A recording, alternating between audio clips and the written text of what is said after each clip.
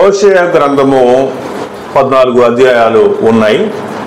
ఈ 14 అధ్యాయాల్లో దేవుడు హోషేయకు దర్శన రీతిగా చెప్పినటువంటి విషయాలు, హోషేయకు ప్రత్యక్షమైనటువంటి యెహోవా వాక్కు అని చెప్పబడినటువంటి ఈ విషయాలను మనం ఈరోజు ధ్యానం చేయబోతున్నాం. ప్రియులారా, హోషేయ గ్రంథంలో ఉన్నటువంటి 14 అధ్యాయాల యొక్క సారాంశం ఏంటంటే, దేవుడు ఇశ్రాయేలు అని చెప్పలేదు, కానీ ఇక్కడ ఈ వాక్యాల్లో ఎక్కువ భాగము ఎఫ్రాయిము అనేటువంటి పేరుతోటి చెప్పబడినటువంటి వచనాలు మనం చూస్తాం. ఎఫ్రాయిము గురించి ఎఫ్రాయిము అని చెప్పడం జరిగింది. ఎఫ్రాయిము అంటే ఎవరు అంటే ఒక వ్యక్తి కాదు. ఎఫ్రాయిము అంటే ఒక వ్యక్తి కాదు. హోషేయ యొక్క విధానంలో హోషేయ చెప్తున్నటువంటి మాటల నుంచి ఎఫ్రాయిము అంటే ఎవరంటే, మరి సొలొమోను కాలం నాటి తర్వాత ఇశ్రాయేలు దేశము 2 భాగాలుగా విభాగింపబడింది. ఒకటి ఇశ్రాయేలు, రెండోది యూదా అనేటువంటి 2 మరి గోత్రాలుగా, అంతకుముందు 12 గోత్రాలు ఉండేటువంటి గోత్రాలు 2 రాజ్యాంగాలుగా లేదా 2 రాజ్యాలుగా విడిపోయిందనమాట. యూదా రాజ్యంలో 2 మరి గోత్రాలు ఉంటే, ఇశ్రాయేలు అనేటువంటి రాజ్యంలో 10 గోత్రాలు ఉన్నాయి. ప్రియులారా, ఈ గోత్రాల గురించి మనకి ముందుగానే విషయాలన్నీ మనకు తెలుసు కాబట్టి, హోషేయ యొక్క ఉద్దేశంలో ఎఫ్రాయిము అంటే ఇక్కడ అర్థం ఏంటంటే, ఎఫ్రాయిము అంటే ఆ 10 గోత్రాలు కలిగినటువంటి ఇశ్రాయేలు దేశము అని అర్థం అన్నమాట. మనం ఇక్కడ చదివేటువంటి వాక్యాల్లో ఎఫ్రాయిము అని మనకు కనిపించేటువంటి ప్రతి చోట మీరు ఆ ఇశ్రాయేలు రాజ్యాన్ని గురించి, విభాగింపబడినటువంటి 10 గోత్రాలు కలిగినటువంటి ఇశ్రాయేలు రాజ్యాన్ని గురించినటువంటి విషయం అని మీరు గ్రహించాలి. నేను ఈ 14 అధ్యాయాన్ని నేను మీకు వివరించి చెప్పాలి అంటే సమయం చాలా అవుతుంది కనుక, నేను ఒక్కొక్క అధ్యాయంలో ఉండేటువంటి విషయాన్ని మాత్రము నేను మీకు చెప్పాలని ఆశపడుతూ ఉన్నా. ఆ అధ్యాయంలో ఏం జరిగింది, ఆ అధ్యాయం నుంచి మనం ఏం అర్థం చేసుకోవాలి అనే విషయాన్ని మాత్రం నేను మీతో చెప్పాలని ఆశపడుతూ ఉన్నాను. మొదట హోషేయ గ్రంథము 1వ అధ్యాయము 2వ వచన భాగం నుంచి మనం చూసినప్పుడు, మొదట యెహోవా హోషేయ ద్వారా ఈ మాట సెలవిచ్చెను. జనులు యెహోవాను విసర్జించి బహుగా వ్యభిచరించి ఉన్నారు గనుక నీవు పోయి వ్యభిచారము చేయు స్త్రీని పెండ్లాడి వ్యభిచారం వల్ల పుట్టిన పిల్లలను తీసుకునుము అని ఆయన హోషేయకు ఆజ్ఞ ఇచ్చెను. ప్రియులారా, ఇక్కడ హోషేయ వివాహం చేసుకునేటువంటి ఒక స్త్రీ, ఆమె వ్యభిచారము చేసేటువంటి మరి వృత్తి లేదా వ్యభిచారం చేసేటువంటి పని కలిగినటువంటి స్త్రీ. ఆ స్త్రీ పేరు గోమెర్. ఆ స్త్రీ పేరు ఏం పేరు? గోమెరు కదా. గోమెరు వాక్యంలో మనం చూసినప్పుడు ఆమె పేరు ఏం పేరు అని ఉంది? గోమెర్ అని మనం చదువుతా ఉన్నాం. ప్రియులారా, మనము ఇక్కడ చదివేటువంటి విషయాల్లో 2 రకాలైనటువంటి అర్థాలు వచ్చేటువంటి వాక్య భాగంగా మనకి ఈ యొక్క హోషేయ గ్రంథం మనకి కనిపిస్తుంది అనమాట. ఎలా అంటే, ఒకటి, దేవుడు ఆ హోషేయ ద్వారా ఇశ్రాయేలు ప్రజలకు, అనగా మనషే కాదు ఎఫ్రాయిము అని చెప్పినటువంటి ఆ రాజ్యం అంతటికీ కూడా వర్తించే విధంగా చెప్తున్నాడు మాటలు. దానికి సాదృశ్య రూపకంగా హోషేయాని ఏం చేయమన్నాడంటే, నువ్వు ఒక స్త్రీని పెళ్లి చేసుకోమని చెప్పాడు. మరి ప్రవక్త వెళ్ళి ఒక వ్యభిచారం చేసేటువంటి స్త్రీని పెళ్లి చేసుకోవటం అనేటువంటిది నిజంగా తప్పు. నిజంగా ఏ ప్రవక్త కూడా అలా చేయడు. కానీ దేవుడే ఆజ్ఞాపించినప్పుడు ఆ పని చేయటం అనేటువంటిది తప్పు లేదు. ఎందుకంటే దేవుడు ఆజ్ఞాపించాడు గనుక. ఇక్కడ ఆ స్త్రీని వివాహం చేసుకున్న తర్వాత ఆ స్త్రీ ద్వారా 3 పిల్లలు పుట్టారు. ఎంతమంది? 3 పిల్లలు. వాక్యంలో రాయబడినటువంటి విషయాలను అనుసరించి యజ్రెయేలు అనేటువంటి మొదట పుట్టినటువంటి కుమారునికి యజ్రెయేలు అని, ఆ తర్వాత పుట్టినటువంటి కుమార్తెకు, తర్వాత ఎవరు పుట్టారు? కుమార్తె పుట్టింది. ఆ కుమార్తెకు ఏమని పేరు పెట్టారు? లోరుహమ అంటే అర్థం ఏంటంటే జాలి నొందనిది అని అర్థం. ఆ తర్వాత కుమారుడు పుట్టాడు. ఆ కుమారునికి ఏమని పేరు పెట్టారు? లోమి అంటే నా జనము కాదు అనేటువంటిది అతనికి పెట్టినటువంటి పేరు అనేటువంటిది మనం చూస్తున్నాం. ప్రియులారా, ఇక్కడ దేవుని యొక్క ఉద్దేశం ఏంటంటే ఇశ్రాయేలీలు, ప్రాముఖ్యంగా ఎఫ్రాయిము అని చెప్పబడినటువంటి ఇశ్రాయేలీలు దేవుని యొక్క మాటను కంప్లీట్గా విస్మరించారు, దేవుని మీద తిరుగుబాటు చేశారు. దేవుణ్ణి విడిచి వేరొక దేవతలను పూజించడం అనేటువంటిది వ్యభిచరించడంతో సమానంగా మరి దేవుడు చెప్తూ వచ్చాడు. వాక్యంలో ఏమని చెప్తూ వచ్చాడంటే, వివాహం చేయబడినటువంటి ఒక స్త్రీ వెళ్ళి తన భర్తతో కాకుండా వేరొకనితోటి సంసారం చేస్తూ ఉంటే, వేరొకనితోటి జీవిస్తూ ఉంటే, అలా జీవించేటువంటి దాన్ని వ్యభిచారము అని వాక్యంలో చెప్పబడింది. ప్రియులారా, ఇప్పుడు నేను వాక్యంలో ఉన్నటువంటి విషయాన్ని బట్టి నేను ఏమని చెప్తున్నానంటే, దేవుడు ఇశ్రాయేలు ప్రజలకు రాజు, దేవుడు ఇశ్రాయేలు ప్రజలకు రాజు. ఇశ్రాయేలు ప్రజలందరూ కూడా దేవుని నామాన్ని స్తుతించాలి. ఒక రకంగా చెప్పాలంటే తన భర్తగా చేసుకున్నటువంటి వాడు, లేదా ఇశ్రాయేలు అనేటువంటిది కన్యక, దేవుని కొరకు ఏర్పరచబడుతున్నటువంటి కన్యకగా చెప్పబడినటువంటి విషయం పాత నిబంధన గ్రంథం ప్రకారం. కాబట్టి ఆ కన్యకగా చేయబడినటువంటి, లేకపోతే దేవునికి భార్యగా ఉంది అని చెప్పబడేటువంటి ఒక సాదృశ్య రూపకంలో ఇప్పుడు ఆ భార్య అనేటువంటి ఆ ఇశ్రాయేలు దేశం ఏం చేసిందంటే, దేవుని మాట వినకుండా అన్య దేవతల వైపు, అన్య విధానాల వైపు, ఆ ధర్మశాస్త్రానికి అనుకూలం కానటువంటి విషయాల వైపు తిరిగింది. అలా తిరిగింది కాబట్టి దేవుడు ఏమన్నాడంటే వ్యభిచారము చేయుచు ఉన్నది అనే మాట చెప్తూ ఉన్నాడు అనమాట. ప్రియులారా, మన జీవితాల్లో, లేకపోతే మన తెలుగు సాంప్రదాయాల్లో కూడా, మన భారతదేశ సాంప్రదాయాలు, తెలుగు సాంప్రదాయాల్లో కూడా మరి వ్యభిచారం చేసేటువంటి పరిస్థితి అని మనం ఆలోచిస్తే వచ్చేటువంటి అర్థాలు ఇవే కదా, ఇలాంటి అర్థాలే వస్తాయి. ఒక భర్తగా ఉండి కూడా ఆ భర్తతోటి కాపురం చేయకుండా వేరొకరితోటి కాపురం చేసేటువంటి స్త్రీని వ్యభిచారి అని చెప్పేసి అని అంటారు. సరే, ఇంకేమన్నా రకరకాల అర్థాలు ఏమైనా ఉండొచ్చేమో నాకు తెలియదు, కానీ వాక్యంలో మనం చూసినంత వరకు అది దాని యొక్క అర్థం అన్నమాట.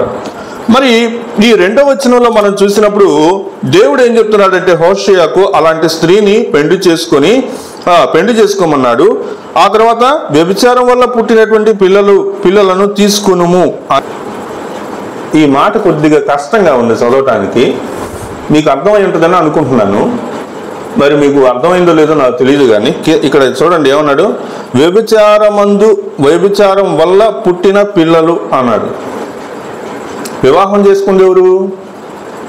హోషేయ వివాహం చేసుకున్నాడు. పిల్లలు ఎవరి వలన కలిగారు? నీ పిల్లలు అని చెప్పలా కదా, హోషేయ నీ పిల్లలకి అని చెప్పలా. ఏమన్నాడు చెప్పండి? వ్యభిచారం వల్ల పుట్టిన పిల్లలు అన్నాడు. భార్య భర్తకు పుడితే సంసారం వలన పుట్టిన పిల్లలు అని రాస్తారు కదా, అలా రాయకుండా ఇక్కడ వ్యభిచారం వల్ల పుట్టిన పిల్లలు అంటే దాని అర్థం ఏంటి? కాబట్టి ఇక్కడ వాక్యంలో వ్యభిచారము చేయు స్త్రీని పెండ్లాడి వ్యభిచారం వల్ల పుట్టిన పిల్లలను తీసుకునుము అని ఆయన హోషేయకు ఆజ్ఞ ఇచ్చెను. కాబట్టి అతడు పోయి జెబ్లయీము కుమార్తె అయిన గోమెరును పెండ్లి చేసుకునెను. ఆమె గర్భవతి, అతనికి ఒక కుమారుని కనగా అతనికి ఒక కుమారుని అంటే అప్పుడు ఎవరి ద్వారా కన్నట్టు, ఎవరి ద్వారా పిల్లల్ని పొందినట్టు?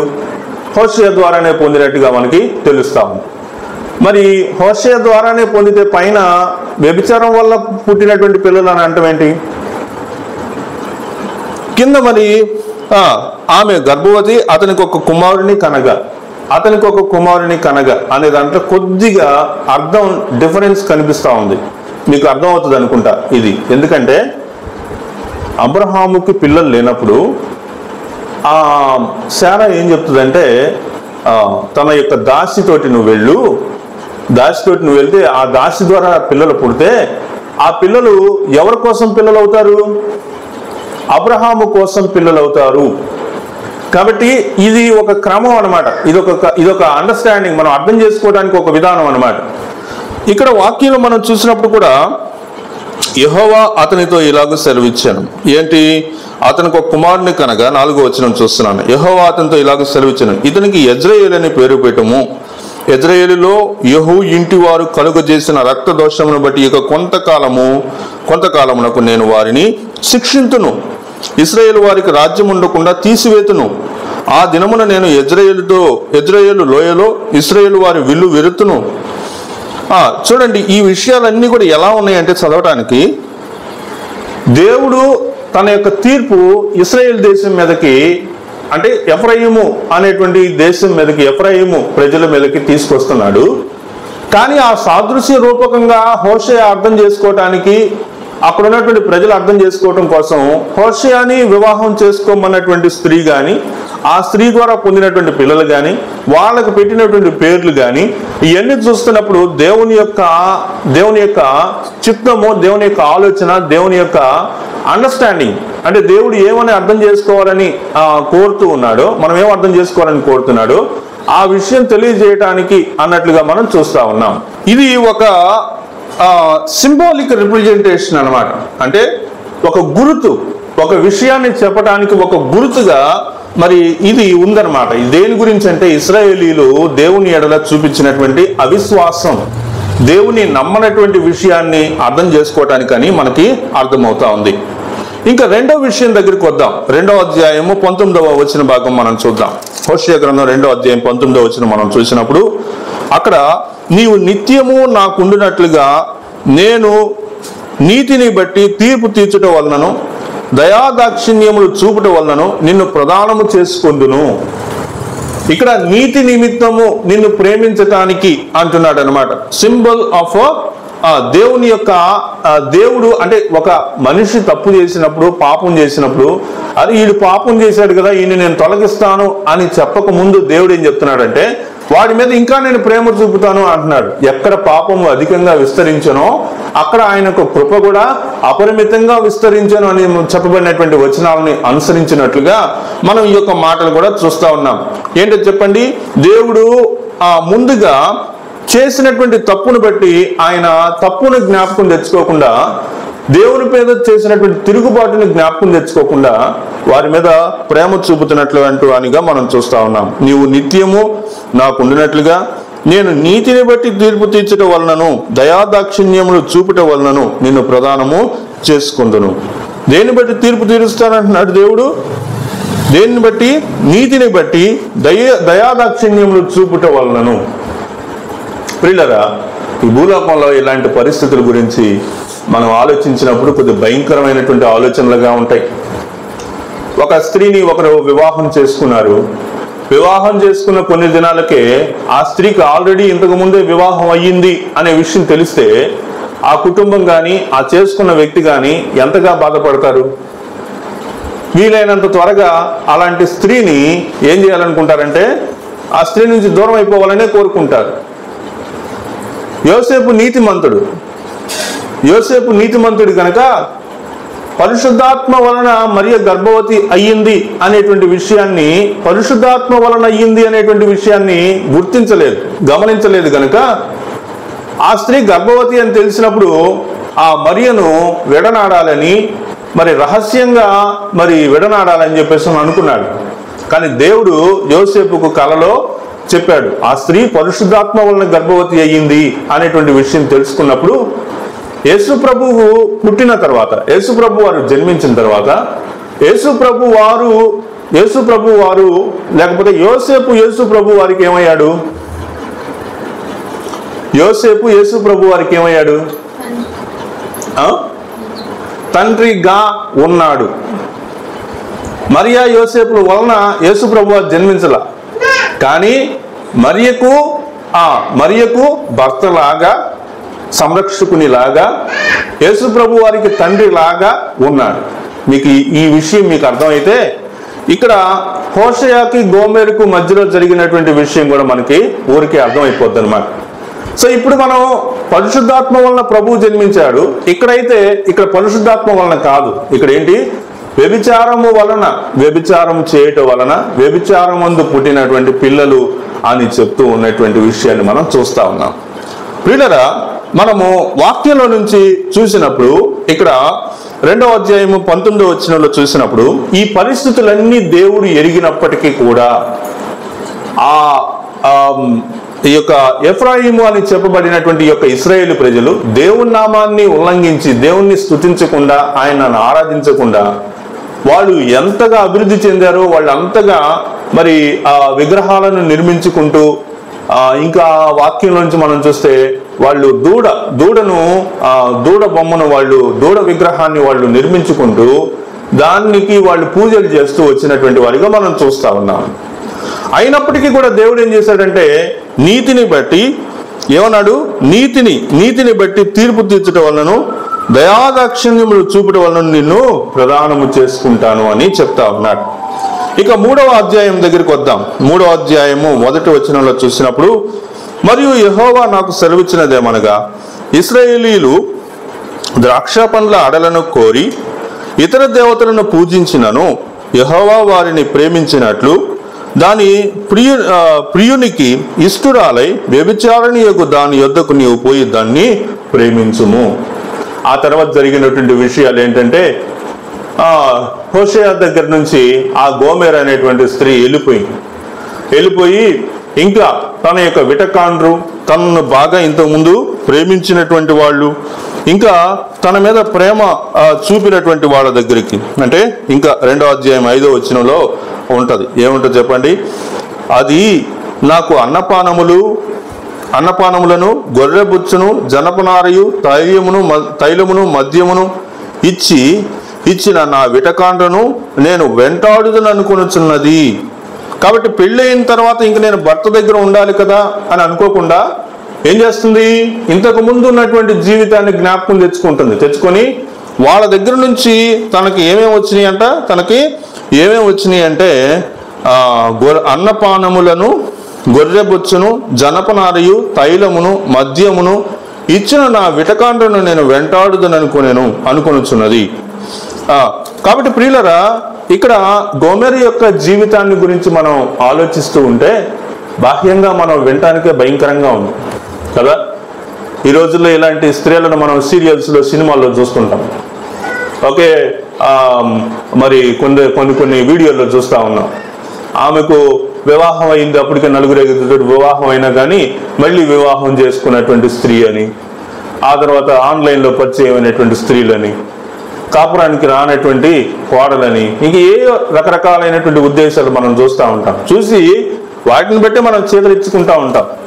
మరి అలాంటప్పుడు ఈ యొక్క వాక్యాన్ని బట్టి మనం చూస్తే, మరి హోషేయ నిజంగా దేవుడు గనక నువ్వు ఒక వ్యభిచారం చేసేటువంటి స్త్రీని పెళ్లి చేసుకో అని చెప్పకుండా ఉంటే నాకు తెలిసి ఇలాంటి పరిస్థితి దాకా అసలు హోషేయ వచ్చేవాడే కాదు కదా, ఎవరు కూడా రారు. కానీ అది దేవుని యొక్క చిత్తం. దేవుని యొక్క ఉద్దేశం ఏంటంటే ఇశ్రాయేలు ప్రజలు ఎంతగా తిరుగుబాటు చేశారు అనేటువంటిది అర్థం అవటం కోసం దేవుడు హోషేయను ఇలాగా చేస్తూ ఉన్నాడు, హోషేయకి ఇలాగ బోధిస్తూ ఉన్నాడు. అలాంటి స్త్రీని వివాహం చేసుకున్నప్పుడు కలిగేటువంటి బాధ, అలాంటి స్త్రీ వలన కలిగేటువంటి బాధను అర్థం చేసుకునేటువంటి విషయాలు మనం ఇక్కడ చూస్తూ ఉన్నాం. కాబట్టి ప్రియులరా, అలాంటి పరిస్థితిలో ఉన్నప్పటికీ కూడా ఇక్కడ దేవుడు ఏం చెప్తున్నాడంటే 3వ అధ్యాయం 1వ వచనంలో, మరియు యెహోవా వాక్కు సెలవిచ్చినదేమనగా, ఇశ్రాయేలీయులు ద్రాక్ష పండ్ల అడలను కోరి ఇతర దేవతలను పూజించినను యెహోవా వారిని ప్రేమించినట్లు దాని ప్రియునికి ఇష్టురాలై వ్యభిచారిణియకు దాని యొద్దకు నీవు పోయి దాన్ని ప్రేమించుము.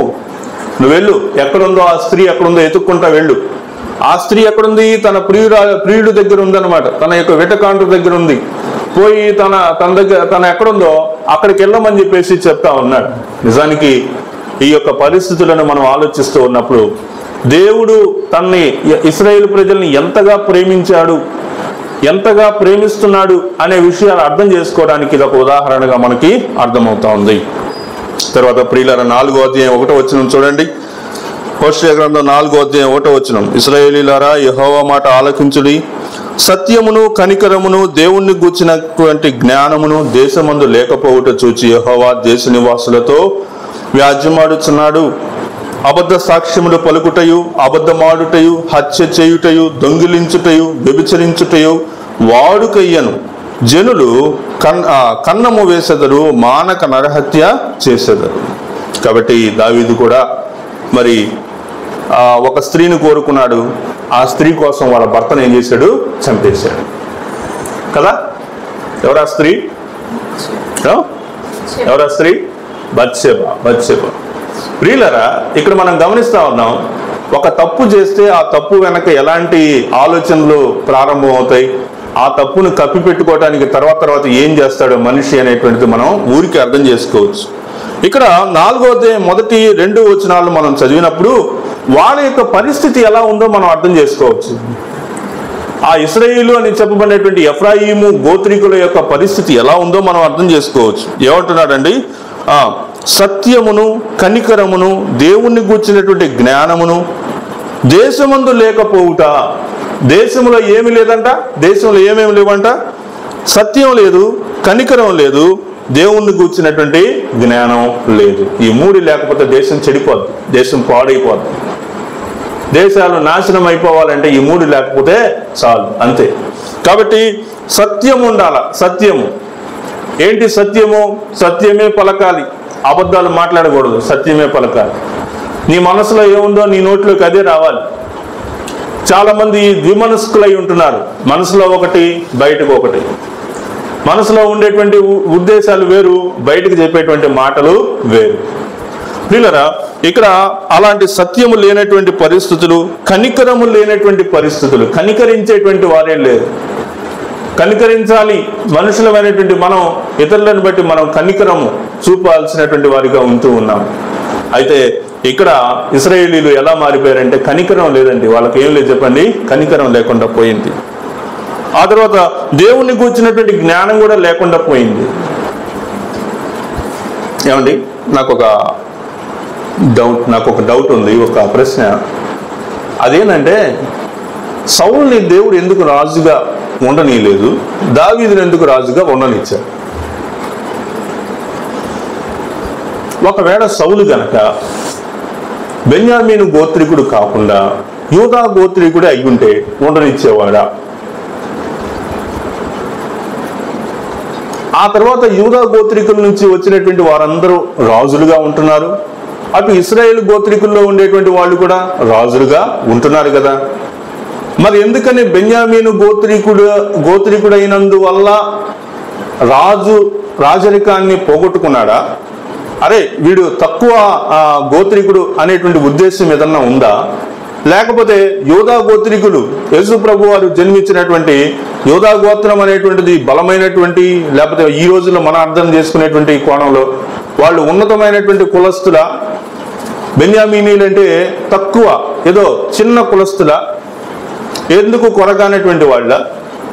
నఫ్తాలి గోత్రికులు ఎలాంటి వాళ్ళు అంటే ఒక కులము అనేటువంటిది, లేకపోతే అంటే ప్రజల్లో ఎక్కువ స్థాయి, మధ్య తరగతి వాళ్ళు, తక్కువ తరగతి వాళ్ళు అని చెప్తున్నట్లుగా ఇశ్రాయేలు గోత్రాల్లో కూడా అలా ఏమైనా ఉందా అంటే లేదు, అలా ఏమీ లేదు. ఒకటే కోణం, దేవుని ఎదుట ఒకటే స్కేల్, మనిషికి దేవునికి ఒకటే కొలమానం. ఏంటంటే వాళ్ళ యొక్క జీవిత విధానం, సత్యాన్ని అనుసరించి కనికరము చూపి దేవుని యొక్క జ్ఞానాన్ని కొనసాగించేటువంటి వాళ్ళ కాదా అని చూస్తాడు దేవుడు. మరి సౌలుని ఎందుకని రాజుగా మరి కొనసాగించలేకపోయాడు? ఎందుకని అంటే సౌలు దేవుని యొక్క మాట వినలేదు. మొదట విన్నాడు కానీ ఆ తర్వాత దేవుని యొక్క మాట వినలేదు. ప్రియులారా, ఆ తర్వాత ఏమన్నాడు? దేవుని జ్ఞానము దేశమందు లేకపోవుట చూచి యెహోవా దేశ నివాసులతో వ్యాజ్యమాడుచున్నారు. ఇంకా వాళ్ళు ఏం చేస్తున్నారంటే అబద్ధ సాక్ష్యములు పలుకుటయు, అబద్ధములాడుటయు, హత్య చేయుటయు, దొంగిల్లుటయు, వ్యభిచరించుటయు వాడుక అయ్యింది. వాడుక అంటే కామన్ అయిపోయింది అనమాట. ఏమని చెప్పండి? కామన్. అది కామన్ అన్నమాట. ఈ రోజుల్లో కూడా కొన్ని విషయాల్లో తప్పు చేయటం అనేటువంటిది కామన్ అయిపోయింది అనమాట. తప్పు చేసి ఆ తప్పుతోటి పైకి వస్తే, ఆ తప్పు చేసి వాళ్ళు బాగా జీవిస్తూ ఉంటే దాన్ని ఈ లోకం ఏమంటుందంటే జ్ఞానం అంటుంది. దాన్ని ఏమంటుంది? జ్ఞానం. అరే నీకు ఈ జ్ఞానం లేదురా, నీకు లోక జ్ఞానం లేదు, అందుకే నువ్వు బతకలేకపోయావు. ఈ లోకంతో ఎలా స్నేహం చేయాలో నీకు తెలియలేదు కాబట్టి నువ్వు బతకలేకపోతున్నావు. నువ్వు నీతి న్యాయం అంటున్నావు కానీ ఈ లోకానికి నీతి న్యాయం అనేది ఈ రోజుల్లో పట్టదు. అలాగే ఆ రోజుల్లో కూడా వాళ్ళు ఏమైందంట, వాళ్ళు అబద్ధ సాక్ష్యములు పలుకుటయు, అబద్ధములాడుటయు, హత్య చేయుటయు, దొంగిల్లుటయు, వ్యభిచరించుటయు వాళ్ళకి ఏమైందంటే వాడుక అయిపోయింది అన్నమాట. కామన్ అయిపోయింది. పాత రోజుల్లో షేక్ హ్యాండ్ తీసుకోవటం కూడా ఒక తప్పుగా పరిగణించేవాళ్ళు. ఒక అమ్మాయి ఒక అబ్బాయి షేక్ హ్యాండ్ తీసుకోవటం కూడా తప్పుగా పరిగణించేవాళ్ళు. ఈ రోజుల్లో షేక్ హ్యాండ్ తీసుకోవటం, హగ్ చేసుకోవటం, ఇవన్నీ అసలు కామన్ అయిపోయింది. ఆ లోకం మారిందండి, మీరు ఇంకా ఏడో పాతకాలంలో ఉన్నారు, అందుకే మీకు అట్లా అనిపిస్తుంది అని అంటే మనం ఏం అర్థం చేసుకోవాలి, మనం ఏం చెప్పాలో తెలుసా? కాలం అప్పుడైనా ఇప్పుడైనా కాలం ఒకవేళ మారొచ్చేమో కానీ దేవుని యొక్క వాక్యం అనేటువంటిది, పాపం అనేటువంటిది అప్పుడైనా ఇప్పుడైనా ఒకటే. నువ్వు చేస్తున్నది పాపమా, నువ్వు చేస్తున్నటువంటిది పాపం కానిటువంటిదా, దైవికమైనటువంటిదా అనేటువంటిది మనసు ఊరికే చెప్పు. కాబట్టి ప్రియులరా, మరి మనం ఈ యొక్క అధ్యాయాల్లో ఈ 4వ అధ్యాయం వరకు మనం చూసినప్పుడు ఇశ్రాయేలీల యొక్క జీవితం ఎలా ఉంది, వాళ్ళ యొక్క పరిస్థితులు ఎలా ఉన్నాయి అనేటువంటిది మనం చూస్తూ ఉన్నాం.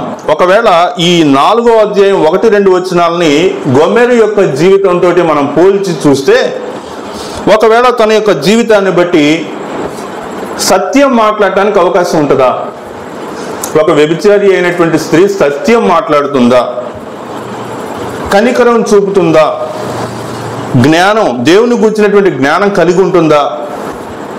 తర్వాత అబద్ధ సాక్ష్యము చెప్పకుండా ఉంటుందా? అబద్ధాలు ఆడకుండా ఉంటుందా? అవసరమైతే హత్య చేయకుండా ఉంటుందా? దొంగతనం చేయకుండా ఉంటుందా? ఇంకా వ్యభిచారం అనేది తన యొక్క పని. కాబట్టి ఇది వాడుక అనేది మనం చూస్తా ఉన్నాం.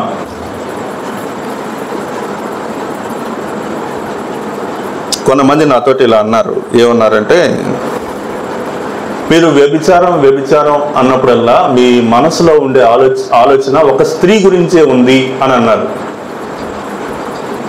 నిజమే కదా, వ్యభిచారం అనగానే గబక్కన మైండ్లోకి వచ్చేది ఏంటంటే ఒక స్త్రీ గురించే బయటకు వచ్చింది. కానీ వ్యభిచారం అనేటువంటి దానికి ఎవరు కారకులో వాళ్ళు కూడా వ్యభిచారులే. ఆ స్త్రీనే కాదు, ఆ స్త్రీతో పాటు ఎవరైతే మరి భాగాన్ని కలిగి ఉన్నారో వాళ్ళు కూడా వ్యభిచారులే. కాబట్టి వ్యభిచారం అనేటువంటిది స్త్రీ తన సొంతగా తనొక్కతే చేయలేంది కదా, పురుషుడి యొక్క ఇన్వాల్వ్మెంట్ లేకుండా ఎలా ఉంటుంది? కాబట్టి ఆ పురుషుడు కూడా వ్యభిచారే. ఆ దేవుని యొక్క వివాహ దాంపత్య విధానాన్ని తప్పిపోయే ప్రతి ఒక్కడు వ్యభిచారే. దేవుడు ఏం చెప్పాడు? ఆదాము హవ్వ ఒక ఫ్యామిలీ అంతే. ఒక భర్తకి ఒక భార్య, ఒక భార్యకు ఒక భర్త, అంతే. అది రూల్. దాన్ని తప్పే ప్రతి ఒక్కడు వ్యభిచారే. ఆ రూల్ని తప్పేటువంటి ప్రతి ఒక్కడు ఎవరు చెప్పండి? వ్యభిచారం చేసినటువంటి వాడే. పిల్లరా, మనం ఈ 4వ అధ్యాయం 1వ వచనంలో మనం చూస్తా ఉన్నాం. అక్కడ ఏ విషయాల్లో ఇశ్రాయేలీయులు దారి తప్పిపోయారనే విషయాలు మనం చూస్తా ఉన్నాం. 5వ అధ్యాయం 15వ వచనం చూడండి. 5వ అధ్యాయం 15వ వచనం మనం చూస్తాం. దేవుడు ఏం చేస్తున్నాడంటే, వాళ్ళు ఒకవేళ నిజంగా మనసు మార్చుకొని వెనక్కి తిరిగి వస్తారేమోనని చూస్తా ఉన్నారు ఇశ్రాయేలు ప్రజలు. వారు మనసు త్రిప్పుకొని నన్ను వెదకు వరకు నేను తిరిగి నా స్థలమునకు పోదును.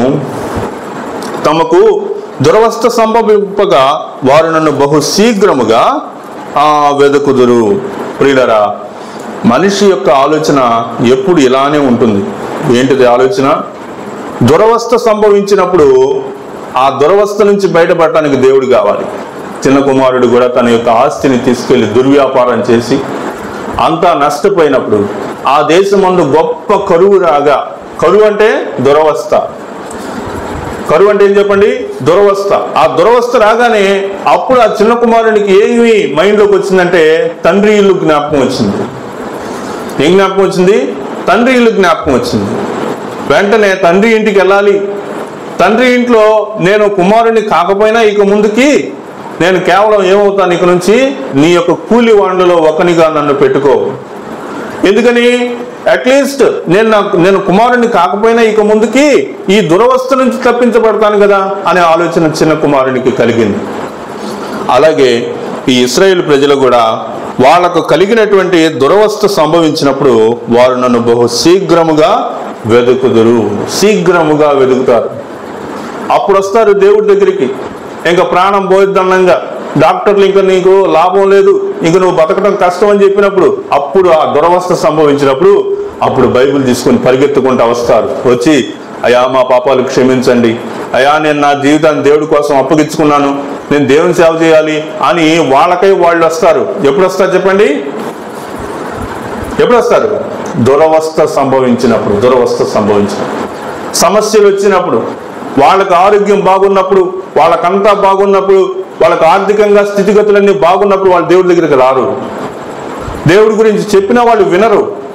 వాళ్ళు ఏమంటారు, ఇదంతా వెరితనం, మా తెలుసులే, అందరు దేవుళ్ళు ఒక్కళ్ళేలే, అసలు దేవుడు అనేవాళ్ళు మనం సృష్టించుకున్న వాళ్ళే, దేవుడు లేదు దెయ్యం లేదు అని అంటారు. ఎప్పుడు? అన్నీ బాగున్నప్పుడు. ఇంకా జీవితం అనేటువంటిది కష్టాల్లోకి వెళ్ళిపోతుంది, నష్టాల్లోకి వెళ్ళిపోతుంది, వ్యాధి బాధలకు లోనవుతుంది. అది డాక్టర్ల వల్ల కూడా కాదంట. అప్పులు పాలైపోయాం, ఇంకా జీవించడం కష్టం అంట అనుకున్నప్పుడు, ఆ దురవస్థ వచ్చినప్పుడు అప్పుడు మనుషులు ఏం చేస్తున్నారు? దేవుని దగ్గరికి వస్తున్నారు. దేవుడు ఏం చేస్తున్నాడంటే ఆ క్షణం కోసమైనా ఆయన ఎదురు చూస్తూ ఉన్నాడు. ఎలాగైనా వీళ్ళు నా దగ్గరికి వస్తారు కదా అని చూస్తున్నాడు. కావాలని దేవుడు దురవస్థ క్రియేట్ చేయట్లా. వాళ్ళకు కలిగినటువంటి ఆ దురాశ వలన, దురాశ ఏం చేసిందంటే వాళ్ళని దుఃఖానికి పాలు చేసింది కనుక వాళ్ళు ఆ దురవస్థలో నుంచి దేవుని దగ్గరికి వస్తూ ఉన్నారు. అలాగైనా ఇశ్రాయేలు ప్రజలు వస్తారా అని చూస్తా ఉన్నాడు. 7వ అధ్యాయము 8వ వచనం చూడండి. 5వ అధ్యాయం చూసామా మనం? 5:15 చూసాం కదా. 6:6 చూద్దాం. 6:6 నేను బలిని కోరను గాని కనికరమునే కోరుచున్నాను, దహన బలుల కంటే దేవుని గూర్చిన జ్ఞానము నాకు ఇష్టమైనది. కాబట్టి ఇక్కడ వాక్యంలో మనం 6:6లో చూస్తా ఉన్నాం. దేవునికి బలి కాదు కావాల్సింది, ఆయన బలిని కోరుకోవట్లేదు. ఆయన ఏం కోరుకుంటున్నాడు? కనికరాన్నే కోరుకుంటున్నాడు. కాబట్టి నువ్వు కనికరింపబడాలి అంటే దేవుని దగ్గరికి రావాలి, కనికరం పొందుకోవాలి అంటే దేవుని దగ్గరికి రావాలి. కనికరం పొందుకున్న తర్వాత ఇంకా దేవుడు ఏమంటున్నాడంటే దహన బలుల కంటే నాకు ఆ దేవుని గూర్చినటువంటి జ్ఞానము నాకు ఇష్టమైనది. కాబట్టి ప్రియులరా, దేవుని గూర్చినటువంటి జ్ఞానము అది మనం పొందుకోవాలి. మనం ఎప్పుడు దారి తప్పిపోతామంటే దేవుని యొక్క జ్ఞానం మనలో లేనప్పుడు మనం దారి తప్పిపోతాం. దేవుని యొక్క జ్ఞానం మనం సంపాదించుకోవటం కోసం దేవుని దగ్గరికి మనము రావాలని వాక్యం మనకు తెలియజేస్తా ఉంది. 7:8 చూడండి. 7వ అధ్యాయం 8వ వచనం మనం చూస్తే, ఎఫ్రాయిము అన్యజనులతో కలిసిపోయాను, ఎఫ్రాయిము ఎవరునూ త్రిపివేయని అప్పము వంటి వాడాయను, అన్యులు అతని బలమును మింగివేసినను అది అతనికి తెలియకపోయాను, తన తల మీద నెరసిన వెంట్రుకలు కనబడుచున్నను అది అతనికి తెలియదు. ఇక్కడ చెప్తా ఉన్నాడు, ఇశ్రాయేలు అంటే ఎవరంటే ఎఫ్రాయిం. ఆ ఎఫ్రాయిం గురించినటువంటి విషయాలు ఇక్కడ చెప్తా ఉన్నాడు. ఏం చెప్తున్నాడండి? ఎఫ్రాయిం ఎలా ఉన్నాడంట? అన్యజనులతో కలిసిపోయాను. ప్రియులరా, అన్యజనులు అనేటువంటి వాళ్ళు ఉన్నారు. ఎవరి అన్యజనులు? ఎవరంటే దేవుని యొక్క జ్ఞానాన్ని పాటించినటువంటి వాళ్ళు, దేవుని యొక్క జ్ఞానాన్ని తెలుసుకున్నటువంటి వారు, రక్షింపబడనటువంటి వారు, మారు మనసు పొందనటువంటి వారు, ఈ లోకము అందులో జరిగేటువంటి విషయాలను బట్టి సంతోషించేటువంటి వారు, శరీరాశ, నేత్రాశ, జీవపు డంబము అనేటువంటి విషయాలే వారి యొక్క జీవితానికి అసలైనటువంటి విషయాలుగా భావించేటువంటి వాళ్ళు. వాళ్ళతోటి మరి ప్రత్యేకించబడినటువంటి, దేని ద్వారా? సున్నతి క్రమము ద్వారా ప్రత్యేకించబడినటువంటి వాడు తన యొక్క సున్నతి విషయాన్ని మర్చిపోయి ఏం చేస్తున్నాడు? ఇప్పుడు అన్యజనులతోటి కలిసిపోయాను. ఎఫ్రాయిము ఎవరు తిప్పివేయని అప్పము వంటి వాడాయను. తిప్పివేయని అప్పం అంటే అర్థం ఏంటంటే, పెను మీద అప్పాన్ని గాల్చినప్పుడు ఒకవైపు గాలుస్తారు. అది పూర్తిగా ఉడకాలంటే ఏం చేయాలంటే అప్పాన్ని తిరగతిప్పాలి కదా. మనం ప్లేట్లో ఆమ్లెట్ తయారు చేసుకుంటాం, దోశ వేసుకుంటాం కదా. దోశ పెను మీద ఒకవైపు కాలిన తర్వాత దాన్ని ఏం చేయాలి చెప్పండి? తిరగతిప్పేస్తే రెండో వైపు కూడా కాలిద్ది. అప్పుడు దాన్ని మనం తినడానికి వీలైంది అన్నమాట. అలా కాలకపోతే అది అంత రుచిగా ఉండదు. కాబట్టి ఎవడు తిప్పివేయలేనటువంటి ఒక అప్పం, ఆ తిప్పివేయనటువంటి అప్పం వంటి వాడయ్యాడు. అన్యులు అతని బలమును మృంగివేసినను అది అతనికి తెలియకపోయాను. అన్యులు ఏం చేశారు? అతని యొక్క బలాన్ని మృంగేశారు. అది కూడా అర్థం చేసుకోనే పరిస్థితిలో లేడన్నమాట. సంసోన్ లాగా, సంసోన్ యొక్క బలాన్ని ఆ డెలీలా అనేటువంటి ఆవిడ లాగేసింది.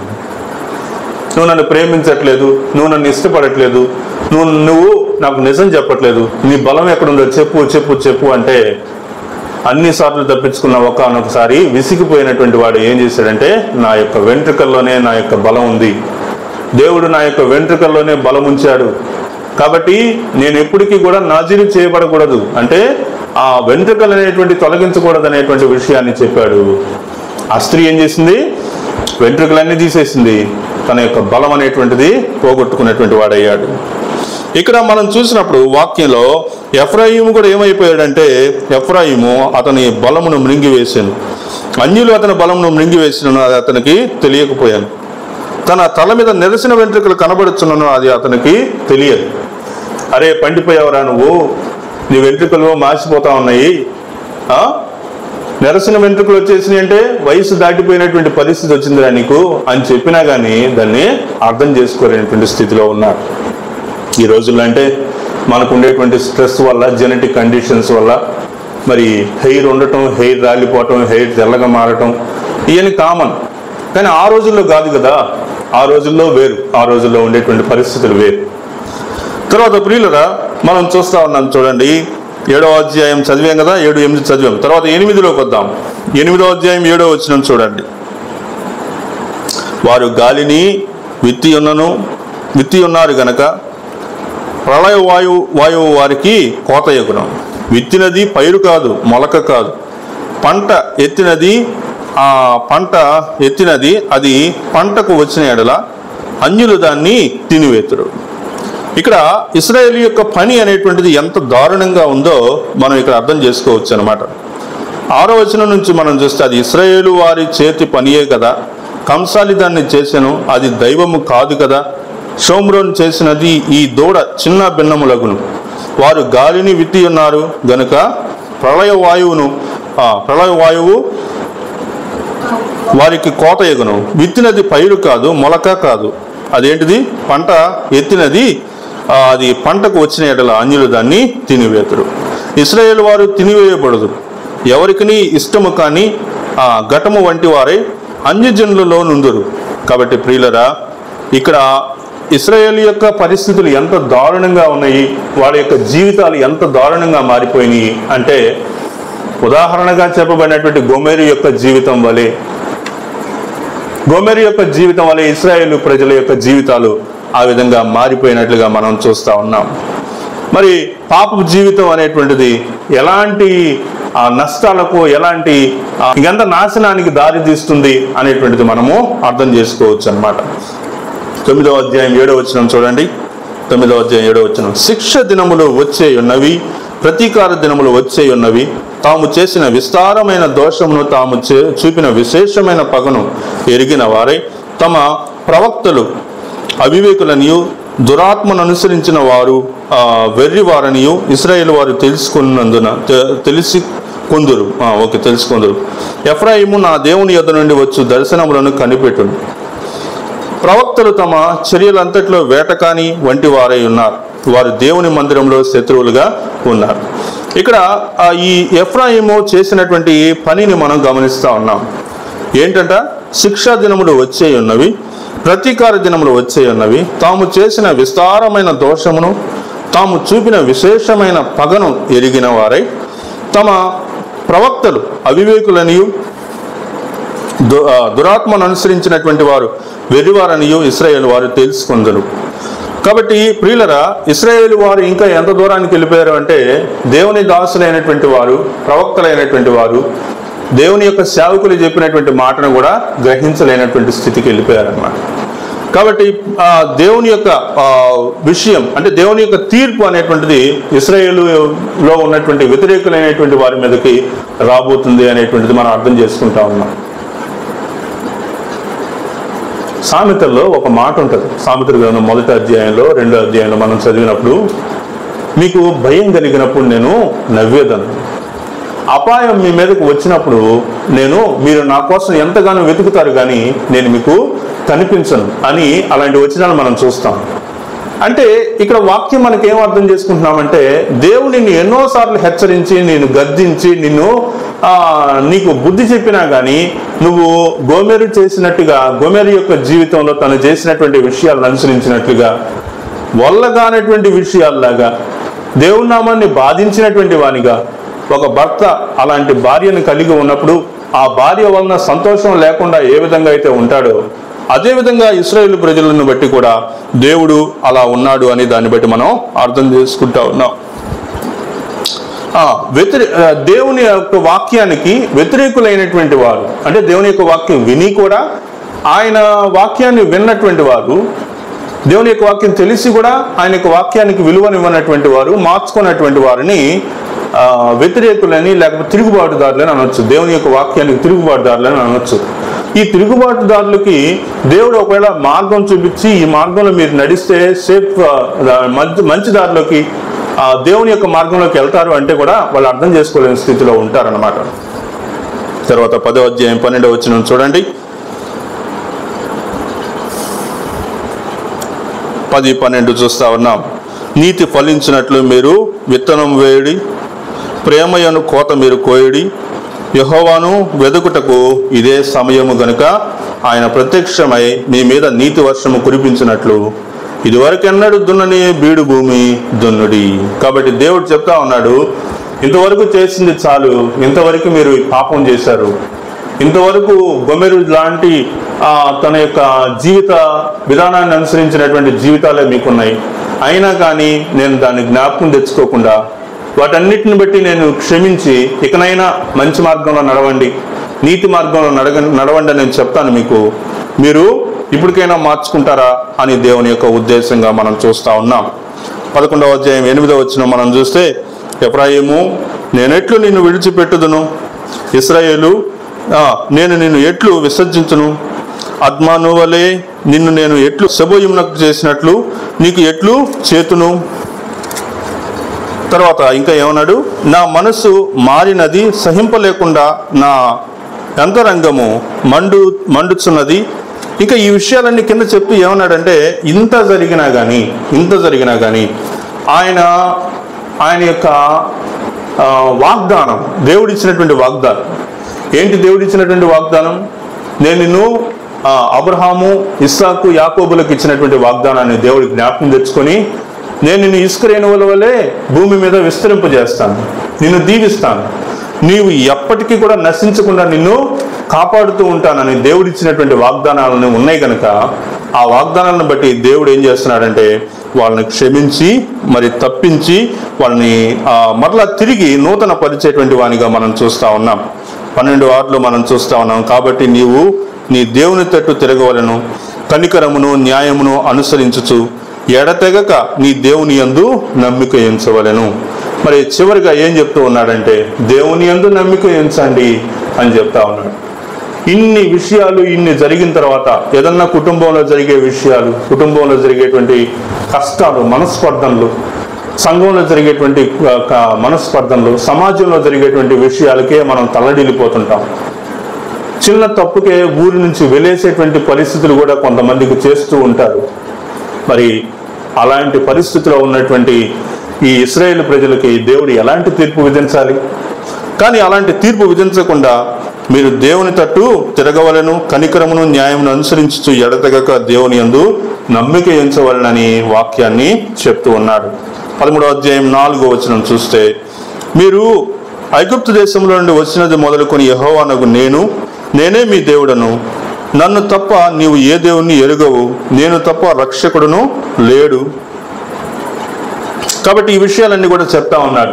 నేనే దేవుణ్ణి, నన్నే నువ్వు నమ్ముకోవాలి, నేనే కదా నిన్ను ఐగుప్తు దేశం నుంచి విడిపించాను అని చెప్తా ఉన్నాడు అనమాట. కాబట్టి ప్రియులరా, ఈ వాక్యాల ద్వారా కూడా దేవుడు మనతోటి కూడా మాట్లాడుతూ ఉన్నాడు. మనందరం ఏం పవిత్రులు ఏం కాదు, అలాగని గోమేర అంత భయంకరమైన స్థితిలో ఒకవేళ మనం లేకపోవచ్చు. కానీ దేవుని దృష్టిలో మనల్ని మనం పరీక్షించుకున్నప్పుడు దేవునికి ఎన్నిసార్లు మనం వ్యతిరేకంగా జీవిస్తూ ఉన్నాం, దేవుని యొక్క ఆలోచనలకు, ఆయన యొక్క తలంపులకు మనం ఎంతగా వ్యతిరేకులమై ఉంటూ ఉన్నాము అనే విషయాన్ని మనం గమనిస్తూ ఉన్నాం. చివరి వచనం చూడండి, 14:4 చూస్తే, మీరు విశ్వాసఘాతకులు కాకుండా